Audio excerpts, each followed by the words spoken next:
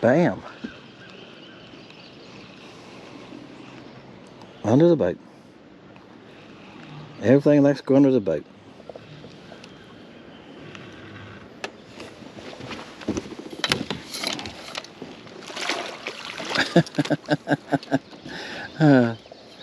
Little blackmail. All right, guys, I'm in a bedding area.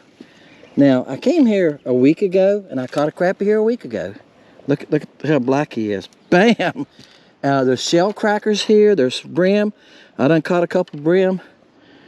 That's a nice crappie too for a male. He's probably 11 inches. This is chartreuse. This is little mini shad. So what I thought I would do, and we'll see how it goes this evening. It's it might be 4 o'clock. It's 3:35. I've been working today, guys. I'm wore out, to be honest with you. I have my driveway's blacktop, but on the edges it's gravel for, like, you know, a couple feet down my driveway. And then I have a place I park my work truck is gravel. So I ordered a load of dump truck load of gravel, and he came and brought it like 10 o'clock. I was working in the shop. I finished up in the shop and I jumped on it and I loaded. I had him put it in 2 different places. I got one pal spread it. Yeah, I'm shoveling it, put it in the wheelbar, go dumping it. Yeah, then spreading it. I tell you what, it took me 3 hours in one pal, non-stop. I feel like I done worked all day. I'm wore out. My back's hurting. That's what happens when you get older. I'm kind of using my live scope a little bit. I'm looking around here. I'll try to show you, like, I think that's a piece of trash there. When you see these little bumps on the bottom, like right there. Right there. See them spots moving there? Yeah, you can see. That's a fish. So, whatever direction I'm seeing something moving, I'm throwing. If I don't see anything, I just cast and reel in. I have been fishing this for years. My son and I have been coming here for many years. Of course, now he lives an hour and 45 minutes away, so he don't get to fish with me much anymore. Once or twice a year if he's lucky. And this whole area from about right here all the way to the other side over there.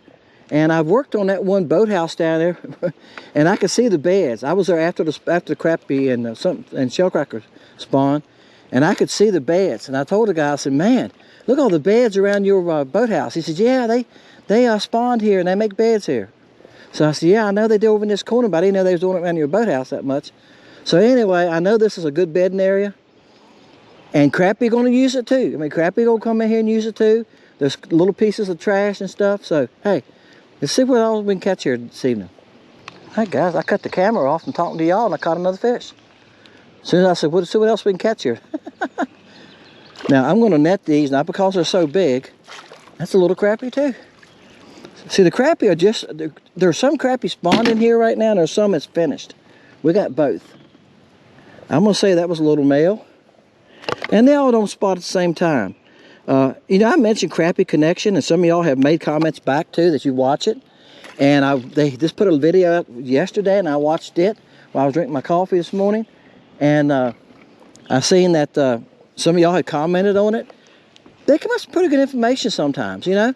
And they were talking about the spawn and stuff. And them guys, one guy said he fishes, what did he say, 300 days? Over 300 days a year, he guides, a couple of them. So they're out in the water, guys. They know what's going on. And when you're out there that much. It's like, I used to guide for bass here. And that was the thing, when you guided a lot and fished a lot, you knew exactly where to go. You knew what kind of pattern they was on, and you could put yourself on fish. Now, crappie fishing is the same way. I fished Tuesday. This week I have fished Tuesday, and today's Thursday, see? So, I get it a couple days a week, and I'm probably going to fish tomorrow evening. I got a boathouse to stay in the top of tomorrow. It's 2 coves up. I done started it. And the more you get on the water like that and get out there, guys, you keep in touch with what's going on. And you know what to do. And them guys were talking about that. They said, hey, the spawn could last a month. Yeah, we all think it come in, they spawn, they're done. But the reality is, it could last a long time. Wow. I hope you're as big as you think you are. Good gosh. I'm just holding, guys. Good. I got 4-pound test. And I got a little hook, so you don't get rough on him. If he wants to kick around, throw a fit, let him throw a fit. He's mad. I mean, he is mad. He gonna like, what are you doing to me? That's another crappie. And see, I was expecting to catch a couple shell cracker. I caught a little brim, a yellow breast, and I had another one. We have 5 different kinds of sunfish in this lake. We have green, shell crackers, pumpkin seed. Oh, it is. That's what it is. Here's a shell cracker. What else we have? I said green, didn't I? Yeah. Brim. I was looking at I had to get my license renewed this week. And he gave me a book, you know, from the Game Commission. And I was looking through it, all different sunfish. It's a bunch, and he nailed it. Look how big he is. And my line's hung up, guys, on something. He's big, ain't he?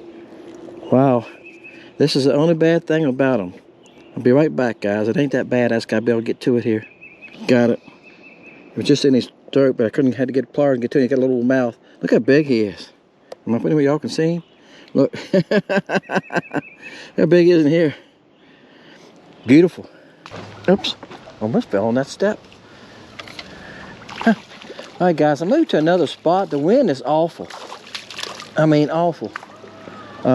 If y'all ever want to fly a kite, or if you ever want to hang glide, invite me. Because when I go fishing, the wind wasn't blowing when I left the dock. It was blowing some. There's a flagpole there at the boat ramp, and it was kicking out a little bit.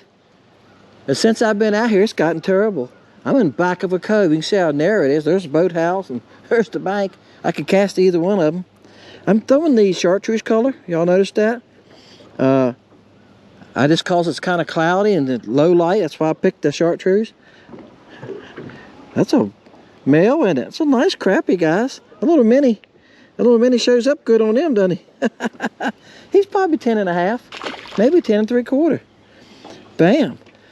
All right, guys, I'm gonna try here for a couple more minutes, but I'm probably gonna head in, and I'll add to this later, okay? Because the wind's just got too bad for me.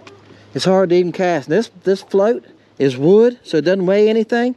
Yeah, so you know what the wind's doing to me. And I got it on a slip bobber. I'll get in my studio, and I'll show y'all how I rigged this, okay, and put that on the end of the video. But I'll probably come back out. I probably won't tomorrow. I got to paint a boathouse tomorrow. Maybe Saturday morning, middle of the day, something like that, when the sun's straight up, where I can try to see the beds. I usually catch a lot of fish right here when they're bedding. You see the little trees in the water, so I'm at the back of a creek. The creek comes in right there. And I can't see anything from the pollen and the riffles on the water and the sun going in. I got cloudy on me now. I can't see the beds, so I'm just blind casting around.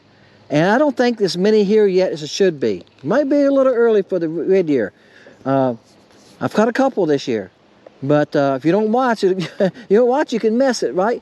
But I wanted to be early on this. I wanted to be ahead of this so I can get this on the internet and get it on my channel before they start spawning everywhere. I know probably in South Carolina and Georgia, the red deer are probably already spawning.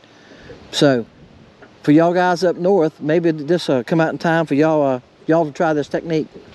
What I got this time? Another crappie. The crappie won't leave me alone. Daggone it, I'm trying to catch a red deer. Shell cracker. He's a little fella. Bam. All right. This is a yellow breast. Or a brim. It's a brim, I think. Yeah, it's the blue on his face and stuff. They're really pretty, aren't they? And we want something a little bit bigger than that. Now, guys, I'm on another day. Yesterday, I was out here yesterday and the wind got so bad I had to move. Now, the wind's blowing. I had to leave, and I went to another spot and it wasn't much better. The wind's blowing this direction today. You can see the main channel out there, white ruffling. But it's not as bad here. I was in a pocket. I just checked the pocket around behind this boathouse here, and it was so bad in there I had to leave. It just kept pushing me. And if you can get in a spot and the least amount you can run your trolling motor, you're better off. Because right now I'm 3 foot. Back in there, my trolling motor was hitting bottom. I had to raise it up. It was hitting bottom some, and I could see the beds. But I didn't see many fish. As I said yesterday, this is just starting the bedding process with the brim and the yellow breast, and the shell crackers. And usually shell crackers, I usually find that they bed first, but let's see if we can find a couple more shell crackers because they usually are a lot bigger. All right, guys, might have something a little bigger this time. I've been catching some small ones. I'm not showing them all to y'all. I felt this one was a little bigger. Yeah. All right, this is a, nah, he might be about the same size. He acted like he was a little bigger. He's about the same size. This is the purple mist color. I'm trying different colors too. So far, the chartreuse has been the best. Now, this one acts like he's got some shoulders.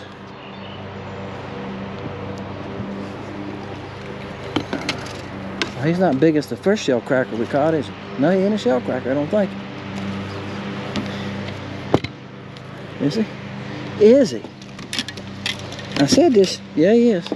I said this earlier, guys. He's a shell cracker. He's not as big as the first one we caught. He's not a bad one. I said this earlier. I'm pushing this probably a little bit. The first one I caught was a nice one, wasn't it? And that's what I'm after, them big ones. But I'm just trying to make a video ahead of time, as I said earlier, for y'all guys, for what happens on your lake. And if it's still happening on your lake when this video comes out, if you don't have any little minis, LC Shad minis, chartreuse so far has been my best color. But you can see it's partly cloudy today. Yesterday when I was there, it was partly cloudy. So I came out yesterday after I'd done some work at the house, and the day was the same way. I've been in the bait shop this morning, guys. Today's Friday. I went to the Mexican restaurant, ate my Friday lunch. Right, see my tea she gave me? Yeah, she gave me a big tea today. So I said, I'm gonna go fishing. She said, you need a big tea. You didn't have tea last year all evening. I said, that's what I'm talking about, girl. I'll give you an extra $1 tip. Give me that big tea. So this lawnmower is stirring up so much pollen. Y'all can't see it, but just seeing to the bank there, it's not that far. Probably 40 feet, 35 feet. I can see the pollen going through the air that lawnmower stirring up over there. Oh, small crappie. All right, bam. Guys, this lay downs coming in right here. There's 2 of them. And so you can see them right at the live scope. See there in the crappie are about 2 to 4 foot deep on top of that lay down. I threw over there when I seen it with my live scope. Bam! There you go. He's about 9 3/4 on the mini. So shell crackers are hard to come by. I done been 2 other places, guys. I think a little early. I know I've said it about 3 times now, and I think that's the biggest problem. It's definitely the problem. A little early. This one acts like he's got some size to him. When you got a little hook like that, just take your time. As long as you're away from the tree or whatever. Like I said, that's a lay down. I've caught them here before. This ain't the first time I fished this. I'm fishing bedding areas. That's what I mentioned to start with. I fish in areas I know crappie hold during the bedding spawning time. These are post spawn in places where they bed. You can see there's lily pads. There's a beaver hut. There's 2 or 3 lay downs here. There's a couple lay downs here. You can't see all of them because they're coming in the water right here. And there's some stumps in the back. Those kind of places, you go in there, you're going to find some crappie this time of year. And shell crackers. And that's what I was trying to catch with some more shell crackers. Great day. I mean, look at this fish. Woo! My line got hung up. Look at that fish, guys. Bam.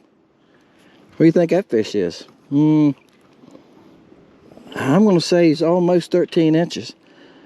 Yeah, I'm going to say he's right at 12 and a half, 12 and 3/4. Bam. I'd say it's a female. It's like she might have, they laid all of her eggs. She might have a few more. I don't know. Okay, guys. Bam. Woohoo. Will the mini catch a decent crappie? What do y'all think? All right, guys. There you go. I'm going to end on that one. I might fish here another minute or 2 to see if I can catch another one off that lay down. I can't see my bait very well because it's so small. So don't register well on the live scope. And with the wind pushing me, it's very difficult for me to keep anything in the live scope. I watched a guy this morning. He was a Garmin specialist. He worked for Garmin. And he was on a site called, I've watched this site a few times. It's a new site. They only had, last week they had 126. Today they got 400 subscribers. And I think it's called The Fisherman's Podcast. And they're out of Arkansas. But they went to a boat show. and the Garmin guy was there. The guy works for Garmin, and he was explaining the difference in the quality of the depth finders, okay, and what they do, and that V, this cone leads in a V like this, okay, when you're pointing it. He was explaining that.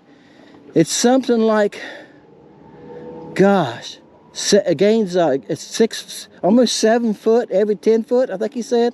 So at 14 foot, it's 14 foot wide, yeah, something like that. I mean, at 20 foot, I have to go back and watch it again, write that down, what he said.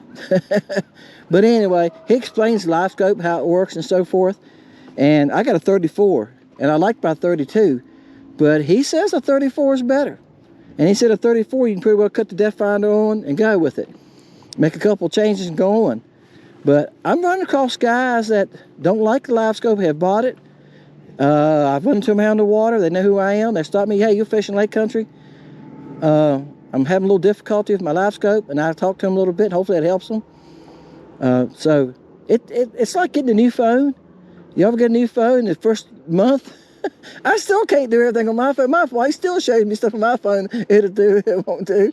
It takes a long time to learn a new phone. I got an iPhone, and I've had it 6 years. Yeah, I done got my second one, and it takes a while, and I don't play with it. You take a teenager, they own it all the time. They can show you all kinds of stuff about it, right? It's because they play with it all the time, right? Bam, that's my point.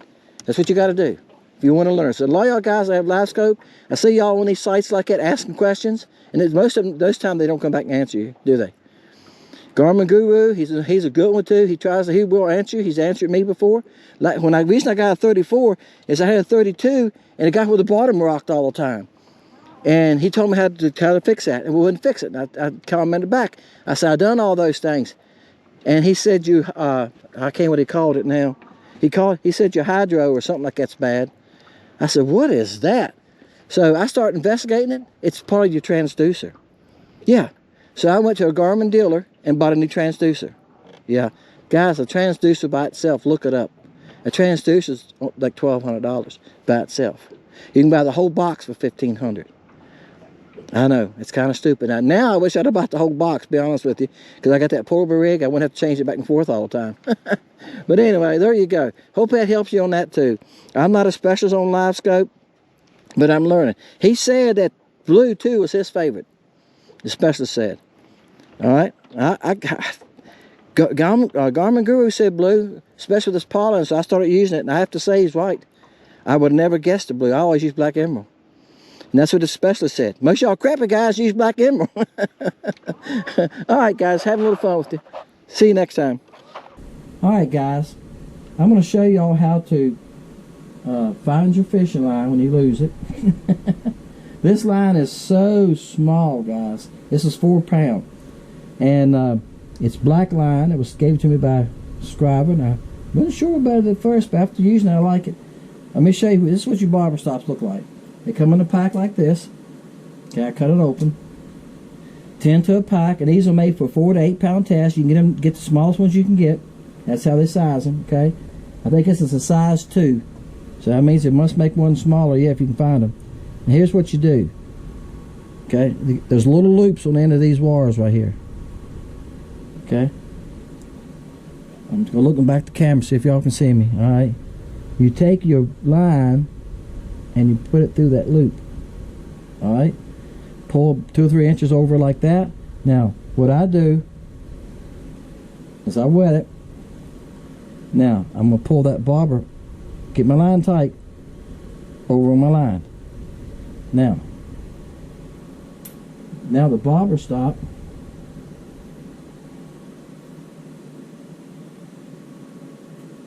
I need to pick it up. Alright, see, this is the tag end. Okay, it's only by 4 inches. I'm gonna pull it up about that distance, about 10 inches. Now you just tie your jig on. After you put your float on, you put your float on and tie your jig on. That's all you gotta do. And this is not easy to do. Here it comes right here. Now see, the bobber will only go up to my bobber stop, so I got to slide my bobber stop up a little bit further, give me some line to tie.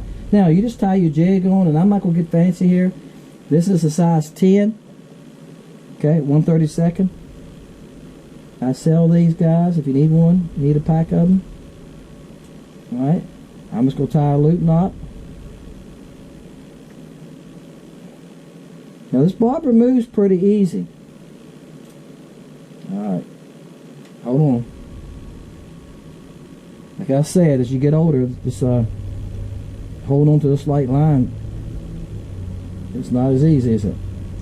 Alright, 1, 2 through there. Then what I do is I catch the eye of the hook on my loop knot. Just pull that down. And now, let's cut this excess off. Once I get a hold of it, I got it. And I'll tell you what, I can see better outside natural light than I can on artificial light. Now, how does this work? When you make a cast, this hits the bottom, the jig pulls the weight of the bait till this bobber stop hits right there. That's it. Now, that's all, fella. You can fish deep right there. You'll see your bobber stop hit right here. Okay? Alright, I'm going to touch back the camera, guys. Alright? See, once your bobber stop hits right there,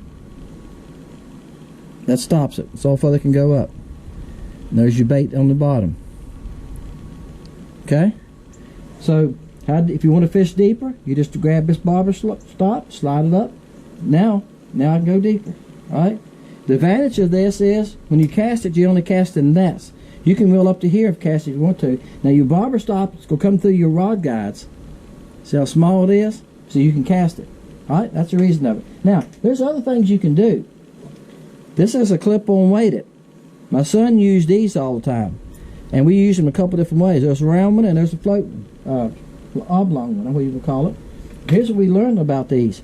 We could take this little hook, and we could take and push this up and tie our line onto that to your rod. And then we could make a separate leader. We'd take a 2-pound leader. You could use 6-pound test up there. Run your line through there and tie that onto there. Tie it onto that hook.